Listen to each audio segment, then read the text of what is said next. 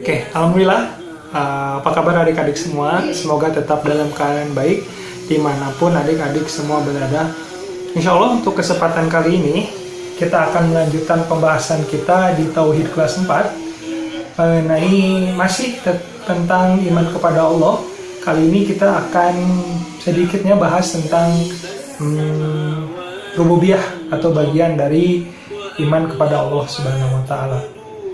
Nah, sesuai apa yang dikirimkan melalui bahan ajarnya, melalui kemarin ya, di LKPD masing-masing itu ada bahan ajar dari Tauhid kelas 4 di yang pertemuan di situ bisa dilihat ya. Yang bagian iman kepada Allah, kemudian ada rububiyah, nah yang itu ya, dibaca saja. Kita baca saja bareng-bareng, yaitu mengakui bahwa Allah ada, berkuasa, kekal, Rob segala sesuatu, pemilik. Artinya ketika kita mengakui bahwa Allah itu ada, berkuasa, kekal, Rob segala sesuatu, itu memiliki arti bahwa Allah itu termasuk kepada pemilik, pencipta, kemudian pengurus, pemberi rezeki, yang menghidupkan dan yang mematikan, kemudian yang memberi manfaat dan mendatangkan bahaya, maha kuasa atas segala sesuatu dan tidak memiliki sekutu apapun. Nah, kita akan sedikit merinci atau membedah dari kalimat tadi yang di bahan ajar adik-adik semua. Nah, rububiyah ini diambil dari kata nama lain dari nama Allah itu sendiri, yaitu Rob. Rob ini memiliki beberapa arti pengertian menurut namanya. Pertama, itu Murabi. Murabi itu pemelihara. Kemudian kedua, Nasir. Nasir itu penolong. Kemudian Al-Malik itu pemilik, kemudian Al-Musih itu yang memperbaiki, kemudian As-Sayyid itu tuan, dan Al-Wali yaitu pemimpin. Seperti yang tadi dibahas ya, bahwa ketika kita meyakini bahwa Allah itu ada, kekal, kemudian berkuasa, Rob segala sesuatu, itu mengartikan bahwa Allah itu pemilik, pencipta, pengurus, pemberi rezeki, yang menghidupkan, yang mematikan, kemudian yang memberi manfaat, memberi bahaya, dan tidak ada sekutu baginya. Satu-satu ya, kita coba dari Allah itu pemilik. Allah itu pemilik ya, pemilik segala sesuatu yang ada di sini. Jadi apa yang ada kita, apa yang kita miliki saat ini di dunia, sejatinya bukan milik kita sepenuhnya. Kita hanya dititipi saja oleh Allah Subhanahu wa Ta'ala. Pemilik yang sebenar-benarnya pemilik yaitu Allah Subhanahu wa Ta'ala. Terkadang kita suka berpikir bahwa apa yang kita miliki itu benar-benar kita miliki. Contohnya itu menjadi satu gambaran mungkin ya, agar kita tidak memiliki pemikiran seperti itu. Sebab kalau kita memiliki pemikiran seperti itu, maka ketika sesuatu atau barangnya tertentu yang kita miliki kemudian hilang, maka yang akan kita lakukan adalah benar-benar sedih, sehingga sedihnya berkepanjangan atau tidak ada akhirnya. Maka ketika kita sudah memantapkan hati kita atau sudah menegaskan diri bahwa segala yang kita miliki itu adalah titipan, yang sepenuhnya kepemilikan adalah Allah Subhanahu wa Ta'ala. Kan terkadang ya kita suka hilang barang gitu ya. Nah, sejatinya kita hanya dititipkan. Kemudian pencipta. Nah, ini juga sudah pernah dibahas kepada di pertemuan sebelumnya tentang Allah itu pencipta. Bayangkan ya, sebegitu hebatnya Allah menciptakan kita, karena jelas sekali ya, kita itu sebaik-baiknya ciptaan Allah. Tuh. Nah, satu contoh ya, bahwa kita itu sebaik-baiknya penciptaan yang diciptakan oleh Allah. Nih, di dalam tubuh kita ya, ada satu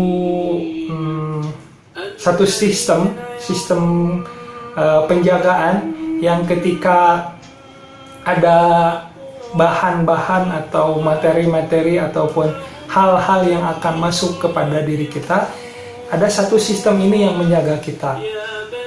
Nah, seperti mikroba ya, seperti virus dan sebagainya, ini menjadi satu keistimewaan gitu.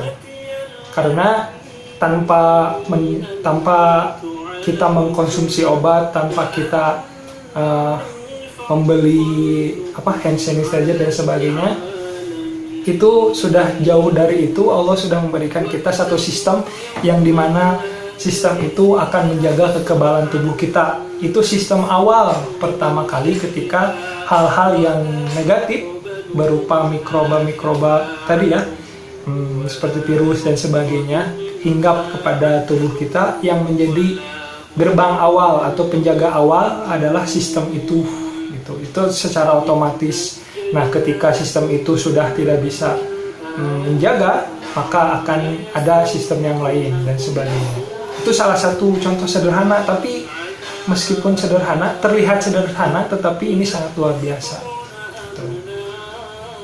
Kemudian pengurus alam semesta ini ya, ini juga satu hal yang harus meyakinkan kita dan menjadi sebuah penegas bahwa Allah itu maha segalanya atau maha tak tertandingi gitu. Bayangkan gini ya, kita di dunia ini memiliki gaya rotasi yang sudah ditentukan gitu. Jadi kan kita itu mengelilingi matahari ya, bumi itu mengelilingi matahari seperti planet-planet yang lainnya, seperti Mars, Jupiter dan sebagainya, termasuk kepada bulan itu sendiri.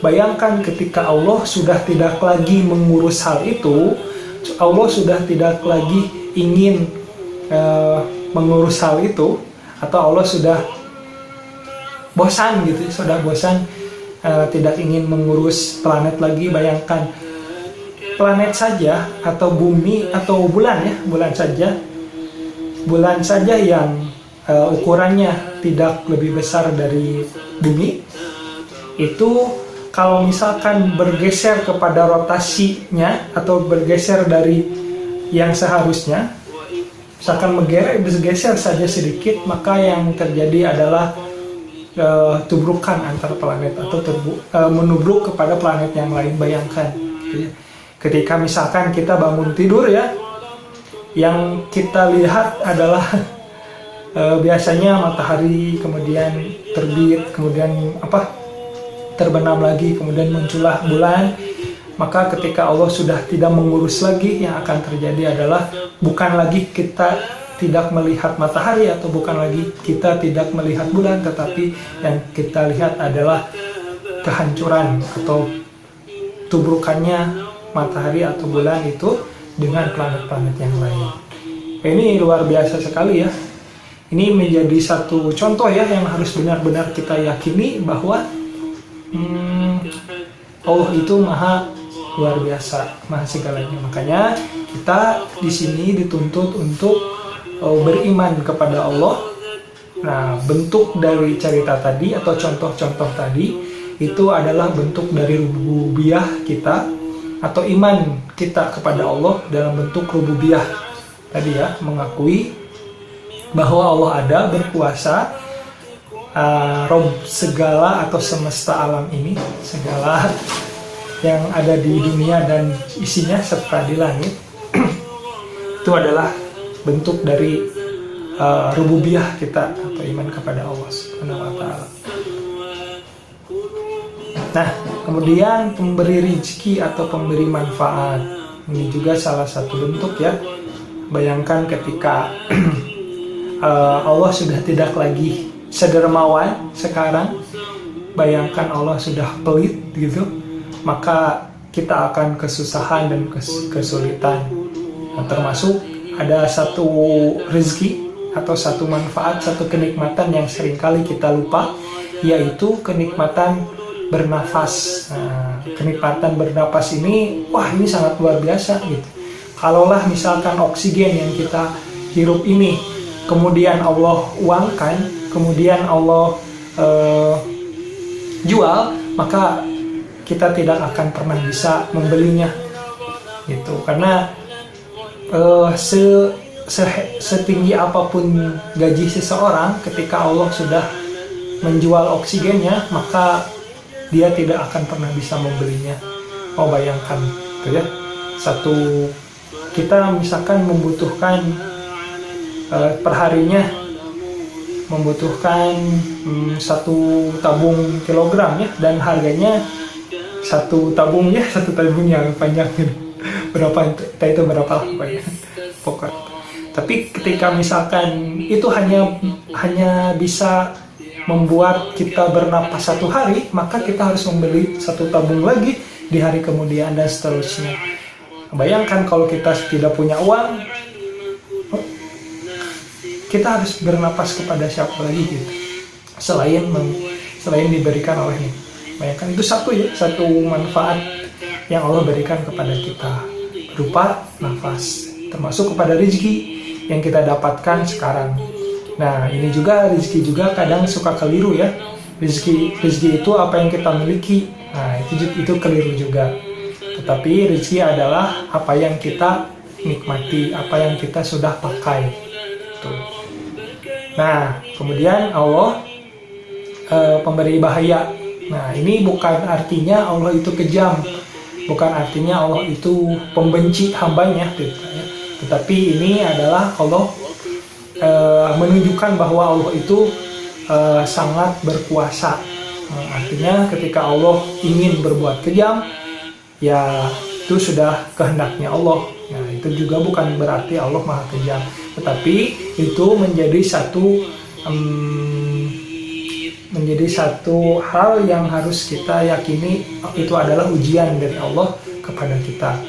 Gitu. Dan tidak serta-merta Allah memberikan bahaya saja, tetapi di balik itu Allah memiliki alasan dan sebab yang lainnya gitu. Ya, ketika Allah tidak menakdirkan seseorang mendapatkan bahaya, ya kita tidak akan mendapatkannya gitu. Itu sekali lagi, itu bukan berarti Allah maha jahat ataupun maha membenci hambanya. Itu senantiasa agar sebagai pembelajaran bagi hambanya ketika Allah memberikan bahaya itu. Tuh, kemudian Allah tidak memiliki sekutu apapun. Nah, ini juga pernah dibahas ya di kesempatan sebelumnya. Nah, ini bahasan tentang rububiyah atau bagian dari iman kepada Allah. Kita cukupkan dulu pertemuan kali ini sampai di sini. Kita akan bahas lagi di sesi selanjutnya. Jadi tetap simak videonya dengan sebaik-baiknya sambil dibaca-baca ya. Gitu, dan juga tetap amalkan apa yang kita miliki berupa kabar, kemudian bisa menjadikan ilmu agar tidak hanya sebagai informasi saja atau pengetahuan saja, tapi benar-benar kita amalkan sehingga mendapatkan pahala kebaikan. Begitu. Oke adik-adik semua, sekian yang Bapak bisa sampaikan di pertemuan kali ini. Semoga banyak dimengerti dan bermanfaat untuk adik-adik semua. Oke, assalamualaikum warahmatullahi wabarakatuh. Annyeong.